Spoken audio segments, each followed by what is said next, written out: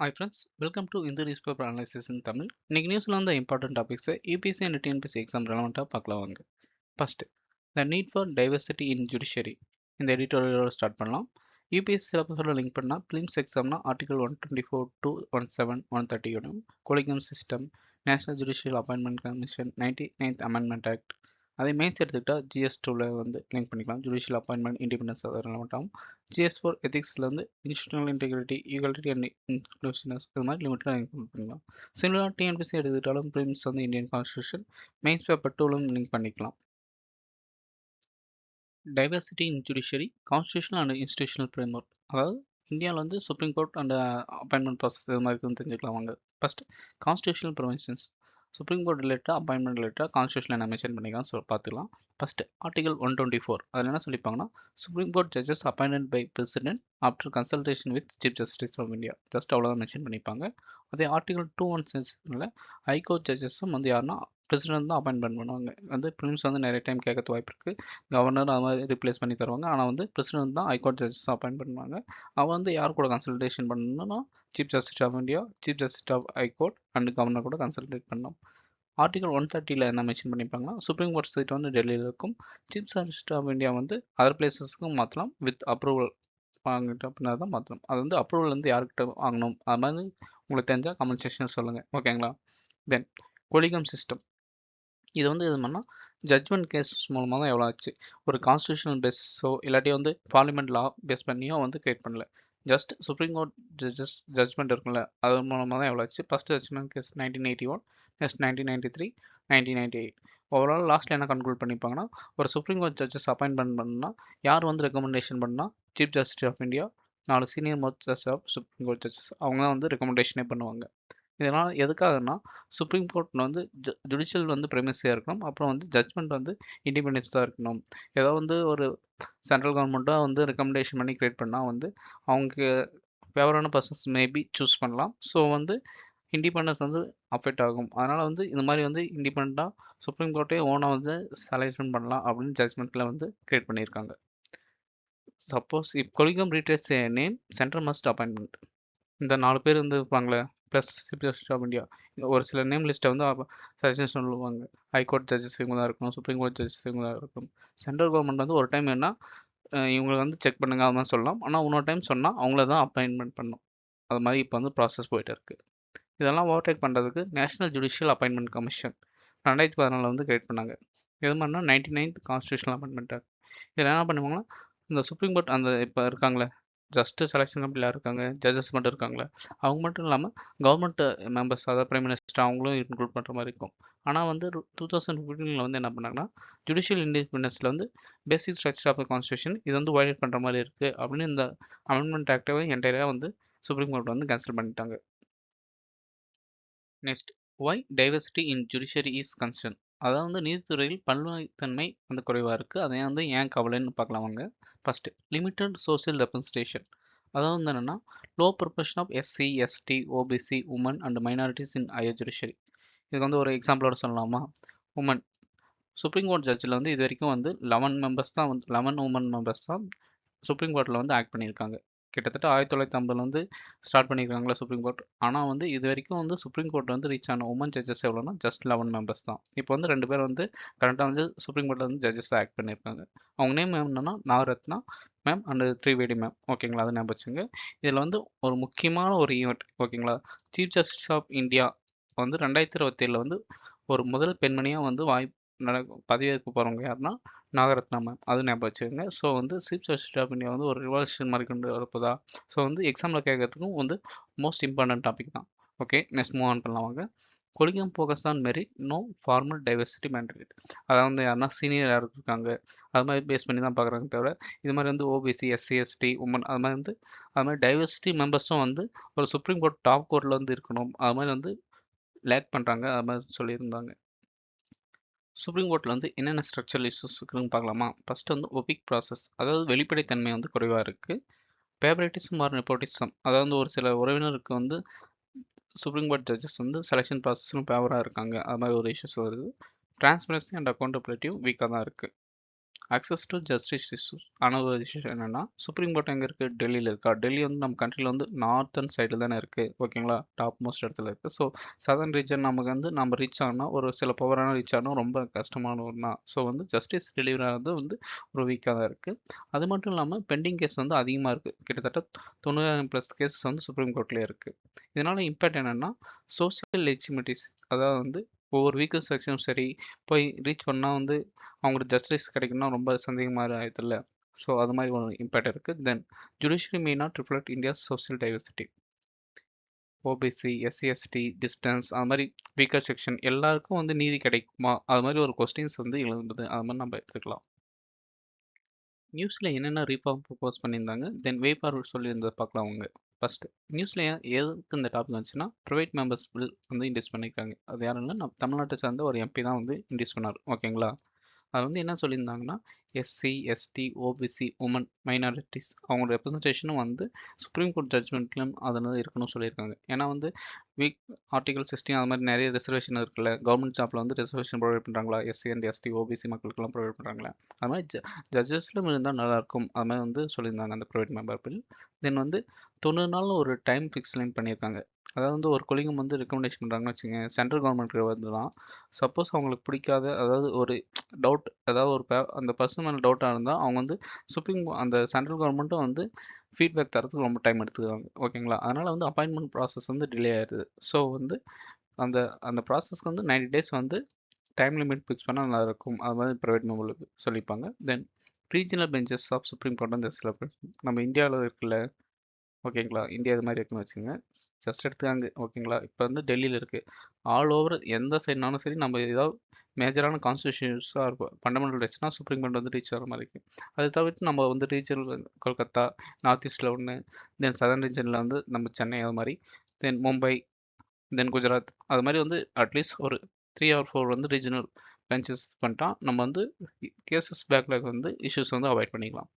Rational இதுக்கான காரணம் என்னென்னா இம்ப்ரூவ் அக்சஸ் டு ஜஸ்டிஸ். இது மாதிரி பண்ணால் ஜஸ்டிஸ் வந்து எல்லா செக்ஷன்ஸும், அதாவது வீக்கர் செக்ஷனும் சரி கரெக்டாக போய் சேரும்.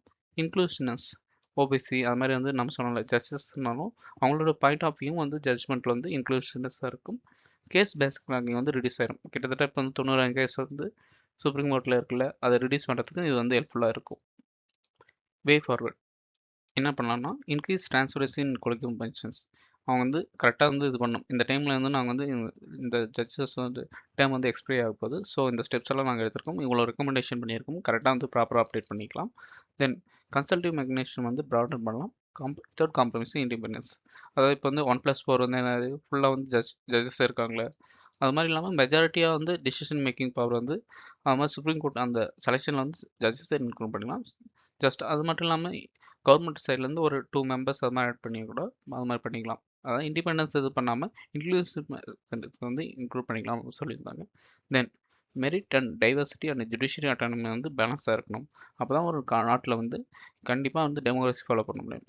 ஃபார் எக்ஸாம்பிள் பங்களாதேஷ் எடுத்துக்காங்க, நேபாள் எடுத்தாங்க, நிறைய டைம் வந்து டெமோக்ரஸி அது மாதிரி தான் பண்ணுறாங்களே தவிர கான்ஸ்டியூஷன் வந்து ரொம்ப வீக்காக இருக்கும், இண்டிபெண்டன்ஸ் ஜுடிஷியரி இல்லை.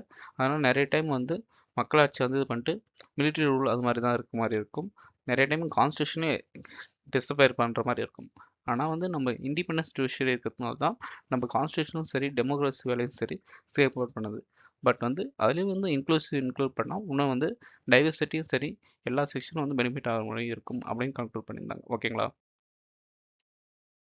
ஓகே ஃப்ரெண்ட்ஸ், நியூஸில் வந்த டாபிக்ஸ் வந்து எல்லா பாயிண்ட்டும் வந்து கீ அனலைசஸ் பண்ணி கிளியராக வந்து சொல்லிட்டோம். ஸோ ப்ரீவியஸ் இயர் கொஸ்டின் இந்த டாப்பிக்கில் எது மாதிரி தெரிஞ்சு கேட்டுக்கிறான்னு பார்க்கலாமா?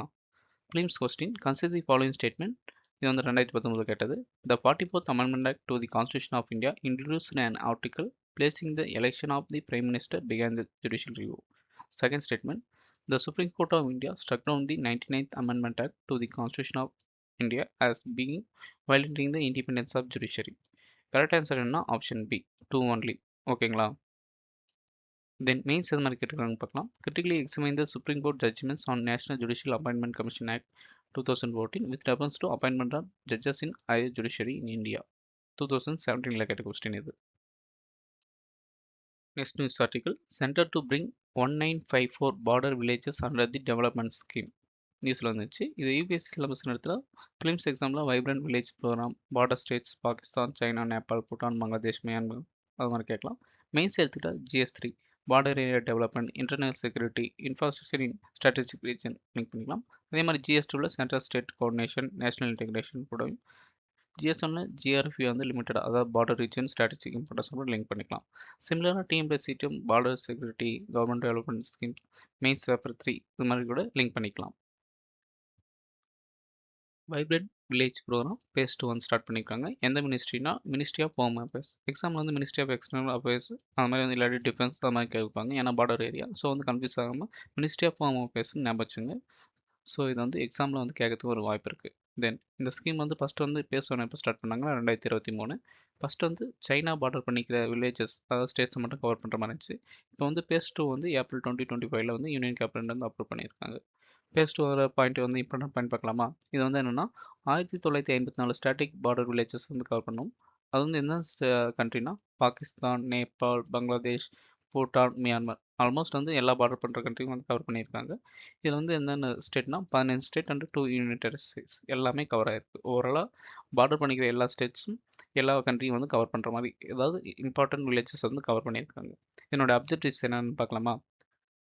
Meet development needs of border population. Border பாப்புலேஷன்னா என்னது? அவங்க வந்து செக்யூரிட்டி அதிகமாக இருக்கணும், ரொம்ப ரிமோட் லொகேஷனாக இருக்கிறதுனால அவங்களோட ஃப்ரீடம் எல்லாமே வந்து ரெஸ்ட்ரிக்ஷனாக இருக்கும். அதெல்லாம் கலைஞ்சிட்டு ஒரு ப்ரொமோட் பண்ணி அவங்களும் வந்து இந்தியாவில் இருக்க எல்லா மக்கள் மாதிரி இது பண்ணணும். அது மாதிரி வந்து டெவலப்மெண்ட் நீட்ஸ் வந்து ப்ரொமோட் பண்ணுவாங்க. தென் லைவ்லிஹுட் ஆப்பர்ச்சுனிட்டி, ஜாப் ஆப்பர்ச்சுனிட்டிஸ், அவங்களோட கல்ச்சர் வேல்யூஸ் எல்லாமே இன்டெகிரேட் பண்ணி ப்ரொமோட் பண்ணுற மாதிரி அது மாதிரி பண்ணுவாங்க. ஓகேங்களா? Ensure economic and cultural integration. Last என்னன்னா strengthen social cohesion and national integration, அதாவது சமூக ஒற்றுமை மற்றும் தேசிய ஒருங்கிணைப்பையும் வந்து பண்ணோம். ஏன்னா பார்டர் வில்லேஜில் இருக்கவங்க வந்து அவங்களுக்கு எந்த ஒரு ஆப்பர்ச்சுனிட்டியும் எங்களுக்கு தர மாட்டேன்றீங்க, நாங்கள் வந்து லோன்லியாக இருக்கோம், மற்ற இந்தியாவில் எல்லாமே ஃப்ரீயாக இருக்காங்க, எங்கள் எக்கனாமியும் வீக்காக இருக்குது, எங்கள் கல்ச்சரும் வந்து நாங்கள் வந்து கரெக்டாக வந்து செலிப்ரேட் பண்ண முடியலன்னு தான் சொல்லுவாங்களே. அதெல்லாம் வந்து ஓவர் கம் பண்ணுறதுக்காக தான் இந்த ஸ்கீமை வந்து இன்ட்ரெஸ்ட் பண்ணியிருக்காங்க. சிக்னிஃபிகன்ஸ் என்னென்னு எடுத்துக்கிறாங்க பார்க்கலாமா? Strategic development for border areas, அதாவது எக்கனாமிக்காகவும் சரி, மக்களும் வந்து பயன்படுறவங்க, அதே மட்டும் இல்லாமல் செக்யூரிட்டியும் வந்து என்ஷூர் பண்ண முடியும். ஓகேங்களா? Then prevent migration from border area villages. For example இப்போ வந்து மியான்மர் இருக்கா, அங்கே வந்து இஷ்யூஸ் வந்து ரொம்ப அதிகமாக போயிட்டு இருக்குது, அதனால் வந்து மைக்ரேஷன் அதிகமாக இருக்குது. அதனால் வந்து நார்த் ஈஸ்ட் ஸ்டேட்ஸ் எல்லாமே மைக்ரேஷன் இஷ்யூஸ் வந்து ஃபேஸ் பண்ணுறாங்க. நம்ம வந்து வில்லேஜ் வந்து எல்லா விதத்துலையும் ஸ்ட்ரென்தன் பண்ணிட்டா இந்த மாதிரி மைக்ரேஷன் இஷ்யூஸும் வந்து நம்ம வந்து ஓவர்டேக் பண்ணிக்கலாம்.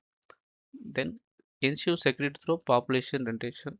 ஓகே, லாஸ்ட் பாயிண்ட் என்னன்னா integrate remote region into national development.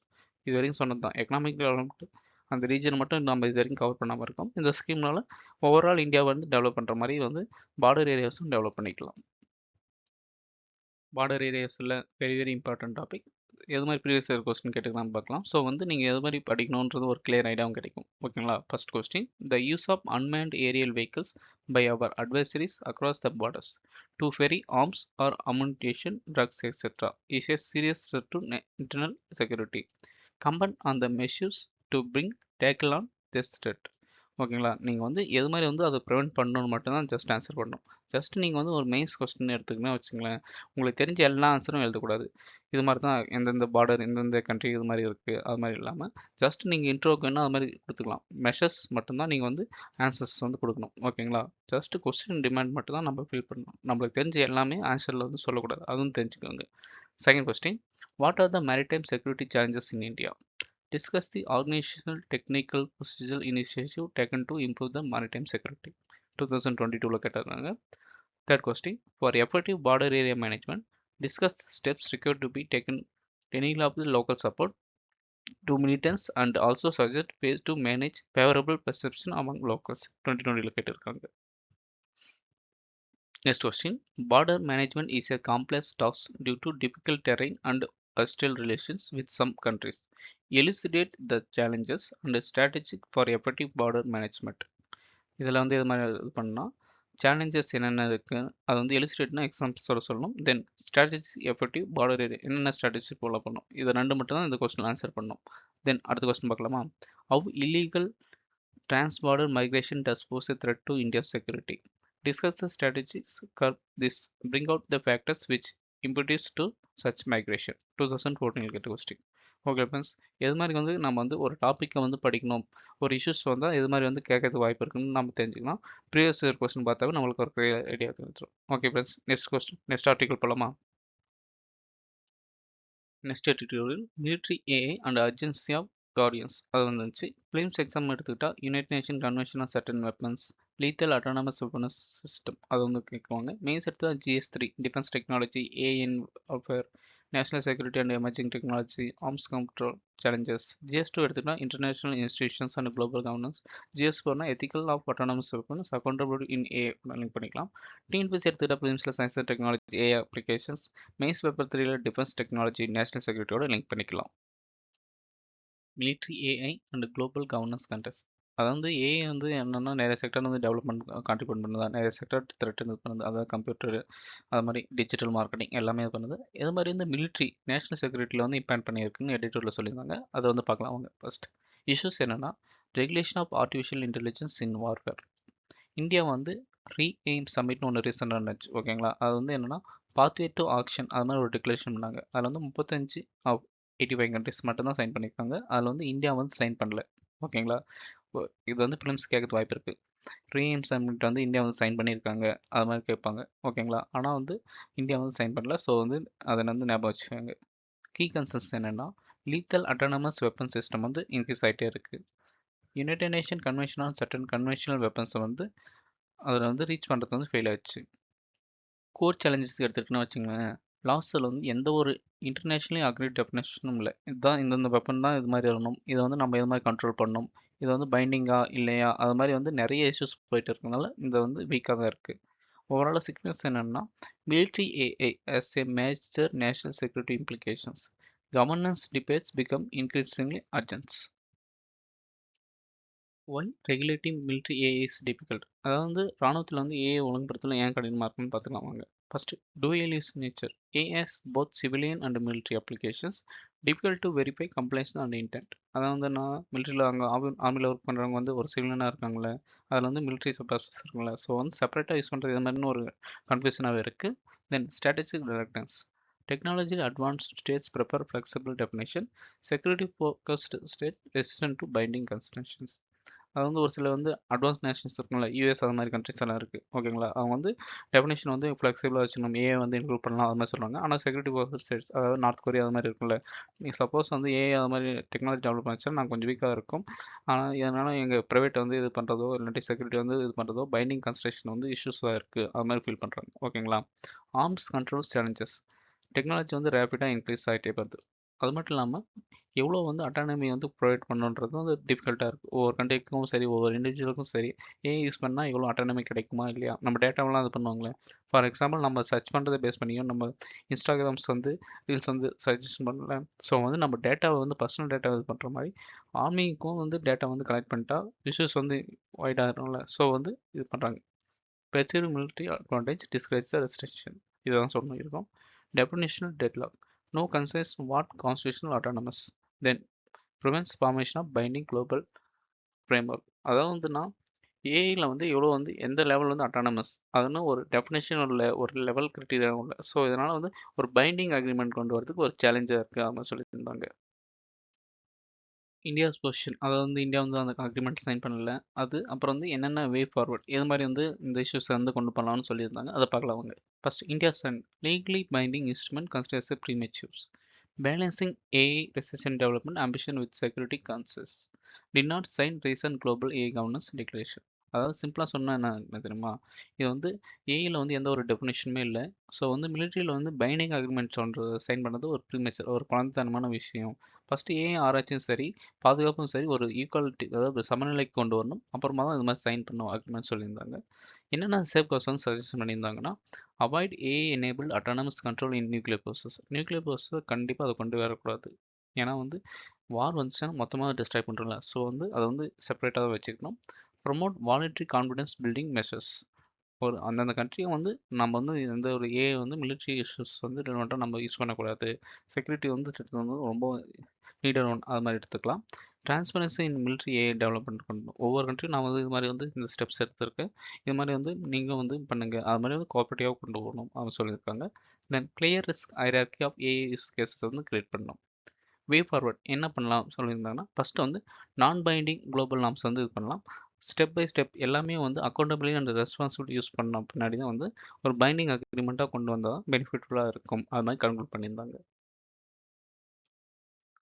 Okay friends, இந்த டாபிக் நான் ப்ரீவியஸ் கொஸ்டின் பார்க்கலாம். Dreams with the present state of development, AI can be effectively do which of the following: bring down electricity consumption intentionally, create meaningful stories and songs, disease diagnosis, text-to-speech conversion, wireless transmission of electricity energy. Select the correct answer using the code below. A 1 2 3 5, B 1 3 and 4, C 2 4 5, D all of the above. Mains இது மாதிரி கேட்டுக்கிறாங்க பார்க்கலாமா? Introduce the concept of AI. How does AI help clinical diagnosis? Do you perceive any threat to privacy the individual in case of AI in healthcare? பார்த்தீங்களா, ப்ரிலிம்ஸும் சரி மெயின்ஸும் சரி எது மாதிரி வந்து சேமாக வந்து ரிஃப்ளெக்ட் ஆகுதுன்னு. Next, what are the economic implication arising out of the development of IT industry major cities in India 2022 கேட்டிருக்காங்க. Then the emergency of fourth industrial revolution, digital revolution as initiative of e-governance as integral government discuss 2020 கேட்ட thanks for வாட்சிங் friends. நம்ம video புரிஞ்சிருந்தா ஒரு like பண்ணுங்கள். நம்ம ஏதாவது இம்ப்ரூவ்மெண்ட்னா comment செக்ஷனில் சொல்லுங்கள். அப்புறம் வீடியோஸ் வந்து அதை வந்து இம்ப்ளிமெண்ட் பண்ண பார்க்குறேன். தென் இந்த வீடியோவுக்கு நீங்கள் வந்து 10 அவுட் ஆஃப் எவ்வளோ வந்து ரேட்டிங் தரணும்னு சொல்லுங்கள். ஸோ வந்து ஒவ்வொரு கமெண்ட் செக்ஷனும் சரி நெக்ஸ்ட் வீடியோ அப்டேட் பண்ணுறதுக்கு ஒரு என்கரேஜாக இருக்கும். ஸோ மிஸ் பண்ணாமல் கமெண்ட் பண்ணுங்கள். ஓகே ஃப்ரெண்ட்ஸ், நாளைக்கு வந்து அனதர் வீடியோவில் பார்க்கலாம். பாய்.